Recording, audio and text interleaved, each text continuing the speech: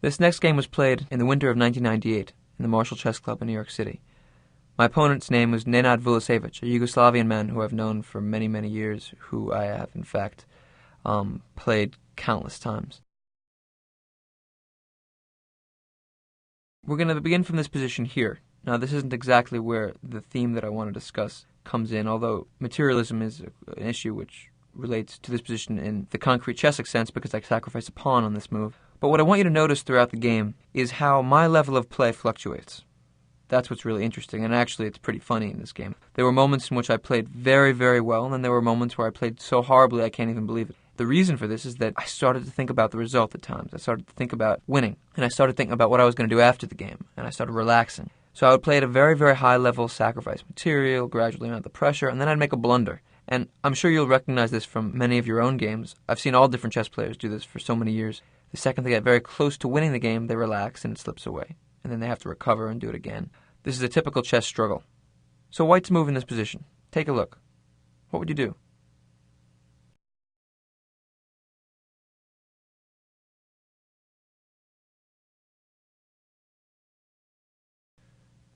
This is actually a moment where some people would want to, again, like I did in the last game against Kaidanov, gradually improve with a move like rook a to e1. But here I played a very good move. I sacrificed a pawn to compromise his structure. Actually, it's very similar to how Kaidanov was down a pawn against me in the last game.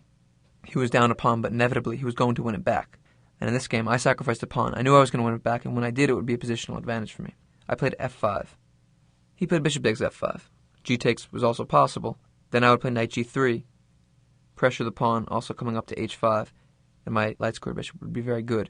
After I play knight takes f5, then my bishop will still be on the board pressuring his kingside. He wanted to make that trade, to not allow me to get that aim on h7. So he played bishop takes f5, bishop takes f5, g takes f5. Now what? One instinct might be to play knight g3 very quickly to try to win that f5 pawn, but that's not necessary. He can then play f4, maybe later try to play knight e3. I don't need to do that. I'm not in such a rush to win the f5 pawn. I'm actually playing for a positional advantage. The first thing I did was to stop it from advancing. Bishop g3. My bishop on h4 wasn't really doing anything. Now I'm attacking his d6 point, and my next move can be, while my knight on e2 defends the f4 square, to play knight f3 to h4 and take an f5 with a knight. I want to win back the pawn, but I'm not so nervous trying to win back material that I rush to it. I want to do it in the best way possible. After bishop g3, he played knight 7 to b6. At once defending his pawn and preparing knight c4 to e3. This is an important moment. White to move. What would you do?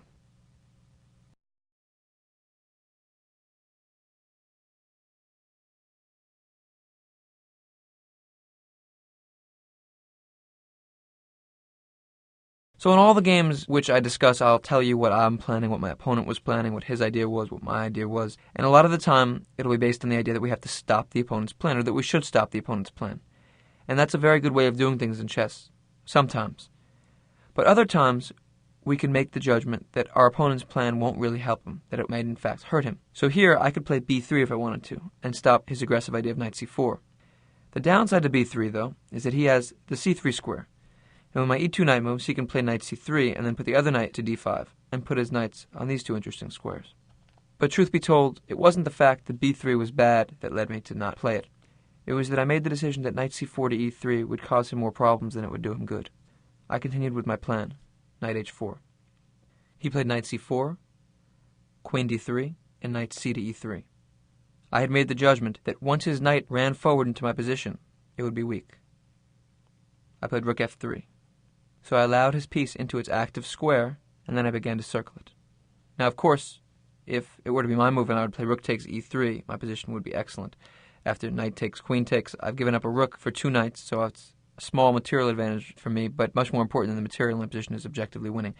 Usually in middle games, two pieces are better than a rook, even than a rook and pawn. But here, of course, you can see that after knight takes f5 and my knight's jumping into play like this, black is in huge trouble.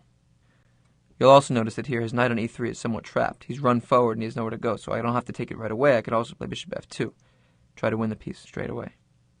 He played queen e7, defending the knight. Now his idea is if I play bishop f2 to defend it again with rook a to e8.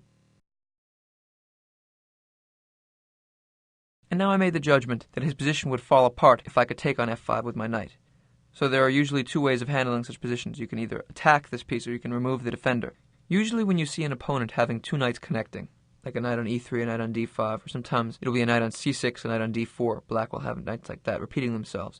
Those knights can be challenged by attacking the knight that's furthest ahead, like I mentioned, piling up on the e3 square. But here I used a different idea.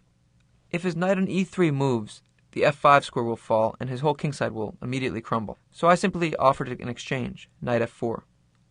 It's a very simple move.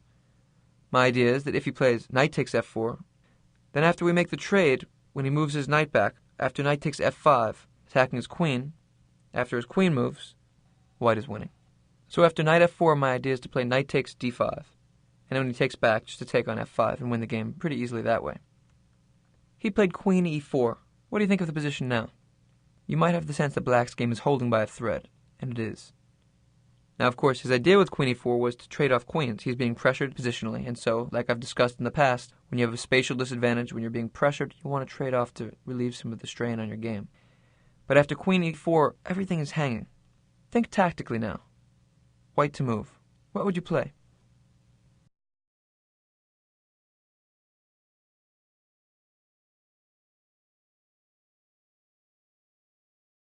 My first move was knight takes d5. He played queen takes d3, which was his idea. He wanted to play the in-between move of queen trade. Now, I should mention, if he plays c takes d5, taking back the knight, then of course his knight on e3 simply hangs. If he plays knight takes d5, I'll play knight takes f5. Obviously he wants to trade off queens, queen takes d3, and after rook takes d3, I'm going to win his pawn on d6, so I'll be up a pawn, but even more importantly, his bishop on g7, my knight on f5 is tremendously powerful. He's all bound up. White is winning. So now my opponent played his idea. Queen takes d3, the in-between move. And now I'm going to give you a vision into a chess player's mind. I knew I was winning. We get a certain intuition in chess. I knew the tactics in this position would work out to my advantage. So first of all, his idea is obviously that after c takes d3, he would simply play knight takes d5, have messed up my pawn structure a little bit, and his material would be okay. But I saw that I had the in-between move, knight e7 check. His idea was king f7, c takes d3, knight c2. His whole point is that, of course, he can't take back the knight, or I'll take back his knight and I'll be up a piece. But after knight c2, he's attacking my rook. Now, the decisions I made so far in this game were at a very high level. f5 was a good positional pawn sacrifice. Bishop g3 was a nice quiet move. I forced him to go into a line to try to save things that objectively should reach a losing position. Now with white, I'm winning. I didn't see quite how I was winning, but my chess sense told me that my position was winning. And what did I do? I'll be honest with you. I started thinking about a party that I was going to go to with my girlfriend after the game. You see, this was towards the end of the tournament. As a chess player, you should never be thinking about the end of the game while you're playing the game, but truth be told, that's what I did here. And I hadn't thought that I'd be able to meet her, and so I was completely focused on playing the game. But then when the position was so winning so early, I started thinking about wrapping up the game and going and meeting her. And so then here we are. I'm in a chess position. Things are tremendously complicated everywhere, but I've solved much harder problems in the simple question here of how to get my rook out of the way and win the piece. How can white win? First of all, take yourself out of any discussion of the psychology of the game. It's your move, you're white. Think of it as if it's in a tactics book. What do?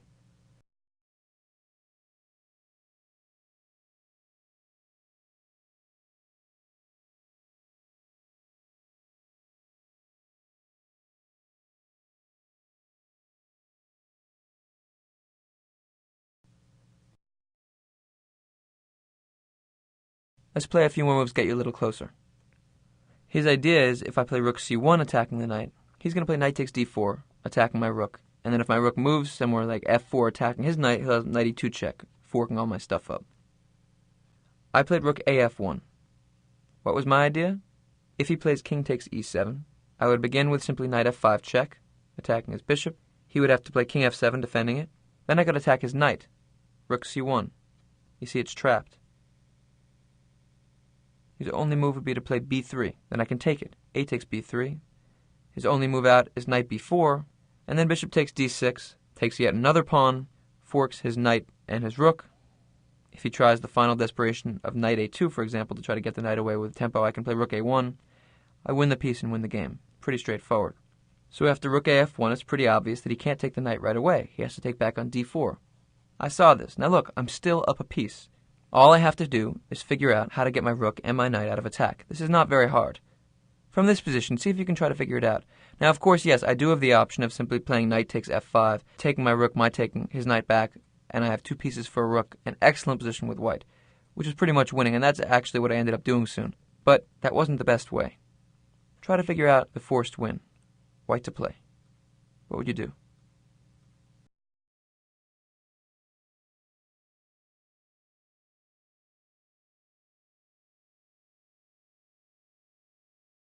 Rook e3 defends the knight. I assumed you would see that.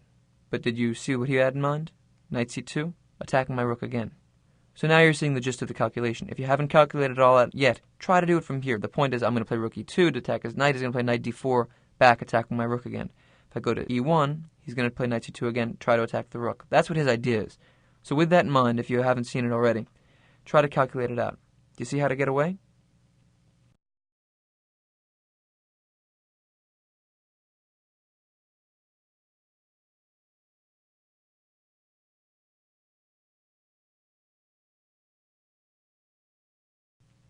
Rook e3, knight c2. If my rook goes to f3, he succeeded in pushing me off the knight on e7. So I go to e2, attacking his knight again. It's a very simple equation. I want to be able to get my rook out of the way without giving them the time to take my knight. Knight d4, rook e1, knight c2. Any strong chess player would know that in this position, black's idea should not hold up. And if I had simply been playing this position, playing chess, not thinking about something so irrelevant to my playing a chess tournament as going to a party afterwards, I wouldn't have any problem figuring out the right way. Can you see it here? How can I get out of the knight?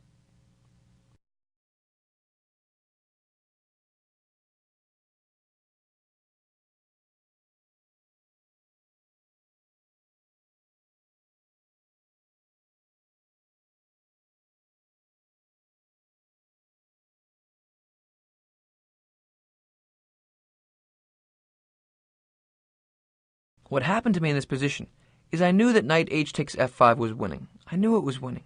But because I was already thinking about the result, I got taken out of the struggle and I didn't have the patience to sit down and quietly, deeply calculate and find the forced win. It's not a very hard variation, but my state of mind simply would not allow me to enter into the position deeply and find the way. So I made the decision to play knight takes f5. I knew this was winning. I sacrificed in exchange. It wasn't such a terrible decision objectively because I should still be able to win the game fairly easily. But it was completely unnecessary. And one rule when you're up material, when you're trying to win a position that you have a material advantage in, is that there's no reason to make things double-edged. In other words, if you're up a piece, you don't need to make some exchange so that suddenly you have 2 pieces and a lot of pawns for a rook, because even if that's still objectively as much of an advantage, it's a little more complicated. And you don't need to complicate things when you're winning. So here, if I could simply make the trade, knight for knight, then I'd be up a knight, and I'd be winning easily. After knight takes f5, although I only lose the actual value of a pawn after knight takes, rook takes, I've made things a little bit more complicated. Think about it. If this were a tactics book, and I asked you, white to play, keep your material advantage, what would you do?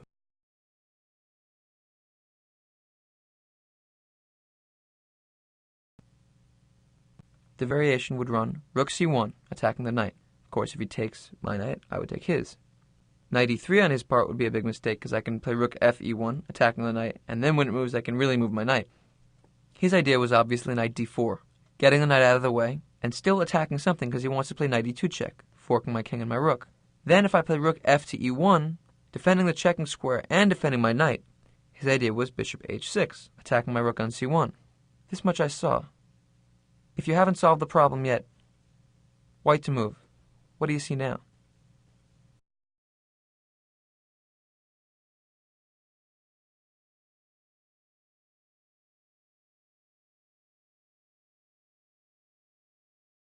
My opponent, of course, is a very strong player, so he had a pretty complicated idea. The point being, if I play rook b1, for example, he'll play knight c2, attacking the new rook. Then if I go to e2, he's going to go back to d4. There's nowhere I can go on the e-file with a rook that will not be able to be attacked by his knight. He's trying to hassle me away from any possibility of defending my knight. But the correct idea involves using the placement of his bishop. Try to find it. What would you do?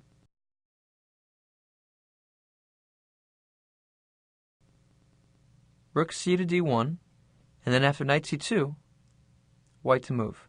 Do you see it now? If I play rook e2, he does his old idea, knight d4 back and forth.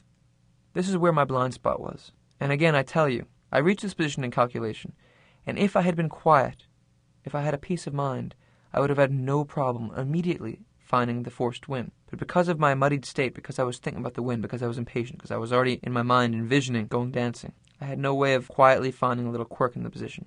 Because of course I looked at knight h takes f5, with the idea of after knight takes e1, I can take his bishop, for example. But then after I take his bishop, he takes my knight on e7, I take his knight, and again I have a bishop and a knight for a rook and a pawn. I have an excellent position, and in fact, objectively, my position is much, much better. But still, I didn't want to allow this. I can do better. Having that in mind, white to play here. Do you see it?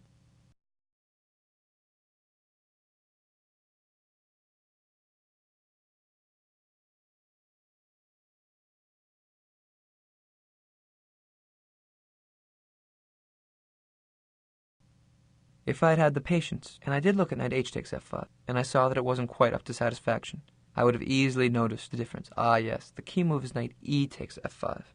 A little bit of a counterintuitive decision because it's going back, a knight so well placed, retreating. But now the point is that everything is safe. If he defends his bishop, I can simply move my rook and him up a piece. And if he takes my rook, now the difference is after knight takes h6, he can't take my knight. And after king g7 attacking my knight, I can retreat with check.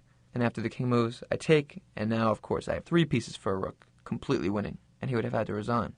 That was the forced win. So now returning to the position in the game, all I would have had to do is find that variation. Rook c1, knight d4, rook e1, bishop h6, rook d1, knight c2, knight e to f5. But I missed that final move because I was distracted by thoughts of something other than the game. I was just taken out of the moment by thoughts of the result, and I made my life much more difficult. I played knight h takes f5, still winning, and in fact, in some ways a more enjoyable position to play for white, because aesthetically it's rather beautiful. I have 2 beautifully placed knights. I'm going after him. He takes on e1, I take back. I have 2 knights for a rook and a pawn, but I'm going to win that d6 pawn pretty quickly. He's in big trouble. But now look at what I did this time. He played rook f to d8. Knight takes d6 check, king f8. Now I took his other pawn. Knight takes c6. I'm sure you can see that white's position is completely winning. Rook d7.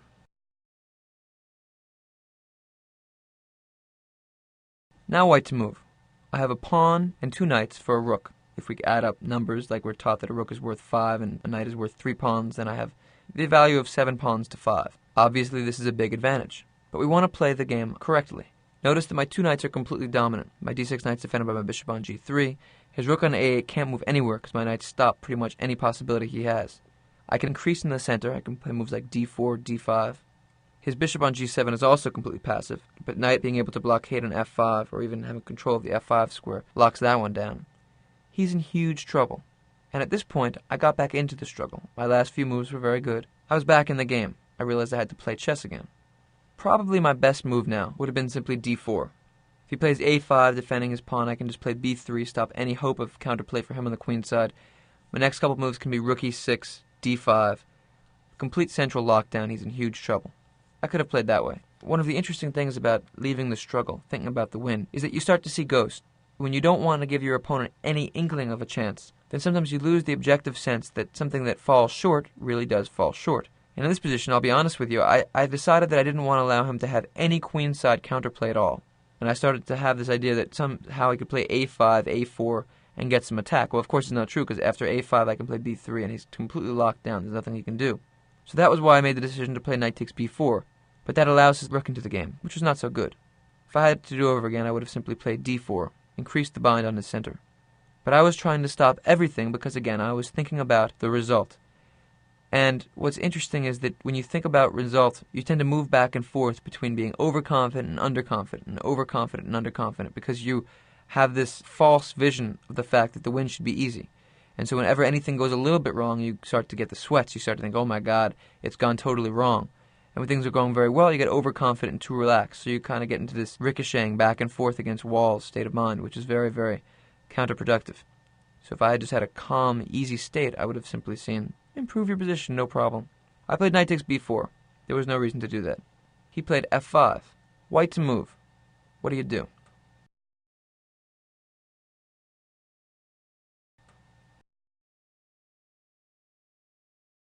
Here's another moment where I completely lost my mind.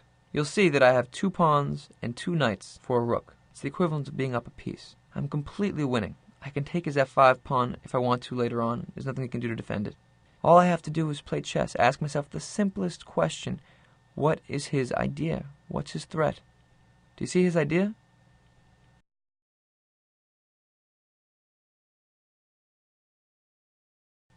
This is actually one of the more hilarious moments in my chess career. When you play at a certain level, you don't expect yourself to make really, really obvious mistakes. But each player's strength is based upon them playing with a clear head, and here I wasn't. I saw that his basic idea was to play bishop takes b2, attacking my pawn. Materialism is the theme we're discussing. That relates to both being materialistic on the chessboard, playing moves like knight takes b4, which allow the opponent back in the game with either his rook or his bishop now. It relates to being worried about defending a pawn when we have many bigger things to worry about, like solidifying, stopping all of his moves like knight c6, and then playing rook f1 takes f5, and going after his king, finishing the game off. And it also relates to being materialistic by thinking about the result, like I've been discussing. I began the game with a very good decision, a sacrifice that I showed you. f5, temporarily giving up material to get a bind. On the theme of materialism, that was a good decision. Then everything fell apart. Here I defended his small threat and missed his biggest, rook e2. Black to move and win a piece.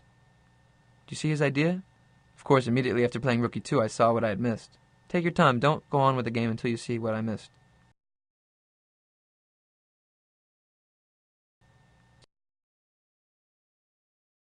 It's pretty straightforward, right? Bishop d4 check. If I play bishop f2, of course, he can just trade bishops and take on d6. I've lost a piece. I have to move my king. And then black to move. Do you see what his idea was?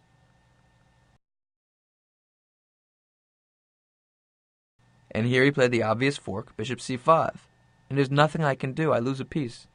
It's also very valuable from a chess perspective to notice that knights that are diagonally apart from one another, separated by one square, it takes 4 moves for them to get to that square. For example, the knight from b4 to get to d6 would take, knight d5 to b6 to c4 to d6. 4 moves, so that's a very long way for a knight. Bishop c5, a simple fork, and I lose a piece.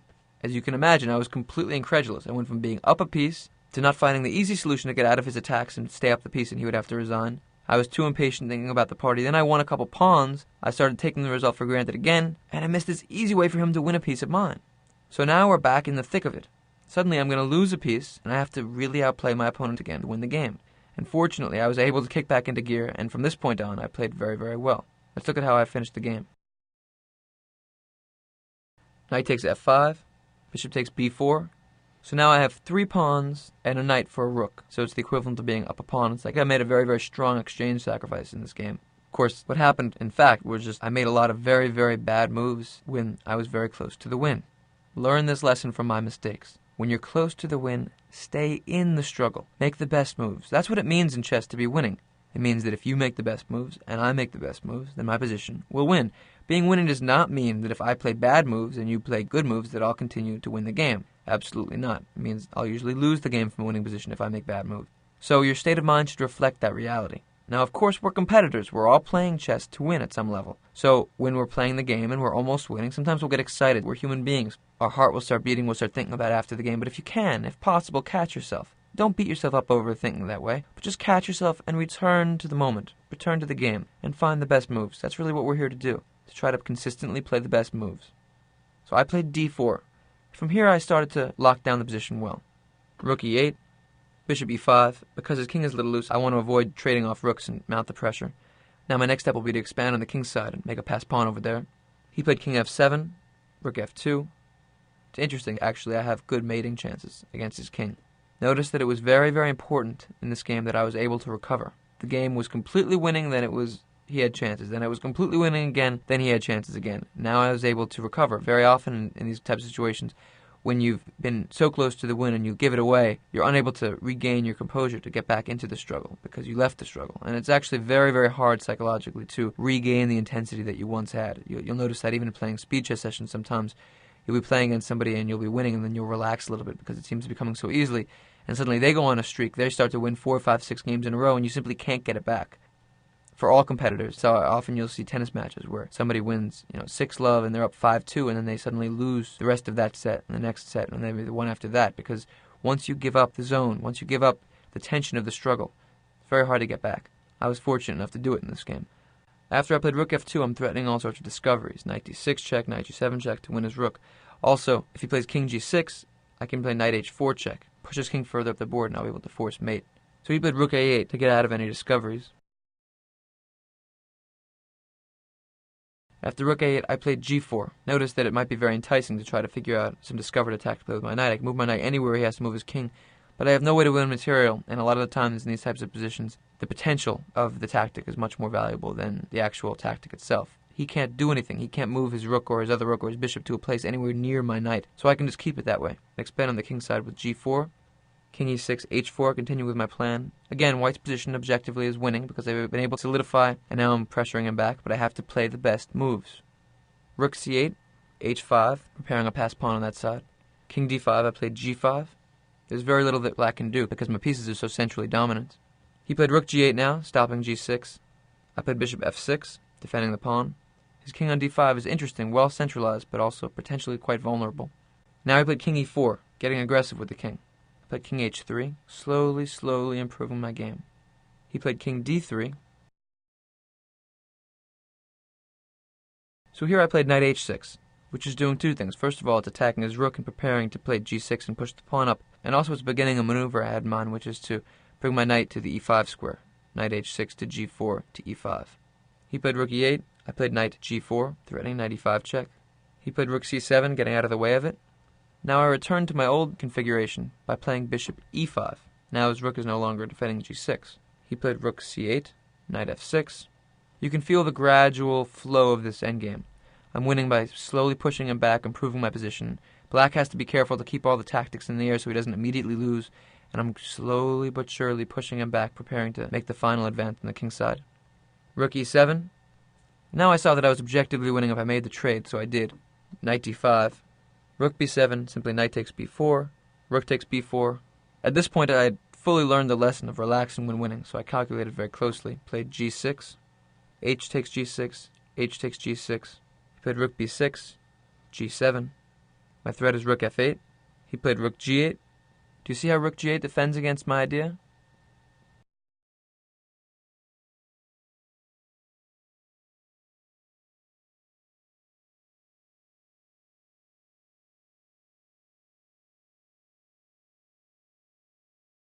If I play rook f8 now, then after rook h6 check, king g3, he can play rook takes g7 check.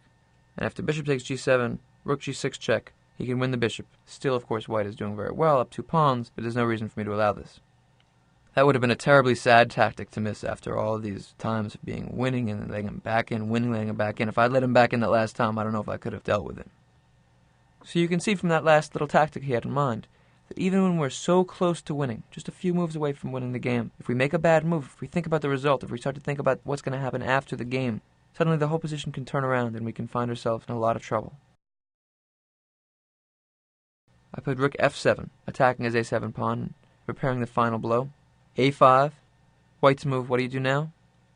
Bring the final piece into the game. In the endgame, the king is very important. King h4. Point being now, if I play rook f8, his tactic wouldn't work, because after rook h6 check, king g5 attacks the rook.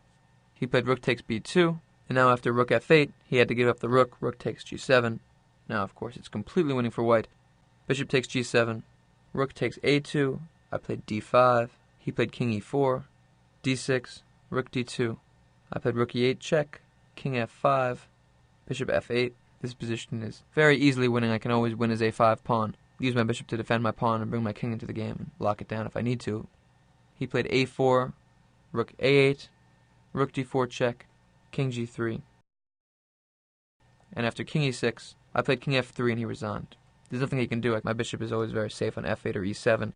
Bring my king into e3. He can't at once stop my d-pawn and defend his a-pawn. I'll win the a-pawn, push him back, and win the game very easily. So you see, this game could have been a tragedy, but it was actually a bit of a comedy. I let him in so many times, and you can learn a lot from this. I learned a lot from this struggle. I've seen players do this many times over all my years of chess competition, and I've done it myself a number of times. It's a very, very easy thing, the easiest thing to do, to relax when we're very close to winning, to start thinking about what we're about to do, because in life, when you're about to do something, you think about it. And so if you're on the edge of winning a championship and you start thinking about the celebration, or you're simply on the edge of winning a big game and you start thinking about the feeling afterwards, what you're going to do afterwards, you start thinking about a conversation you might have with somebody. You start thinking about calling somebody, telling them about the game. All of those thoughts take you out of the struggle. And more than that, they take you away from the ability to deal with the subtle complexities of winning a technical chess game, of winning the final battle in the game, which is the movement from being better to being winning. And when somebody has a worse position, they're at their very, very most resourceful. It's like a fighter with his back against the wall. It's going to be the most desperate, very, very dangerous. So you have to be at least equally resilient, at least equally aware. Find all the best moves, and then you can really have that conversation or go to that party.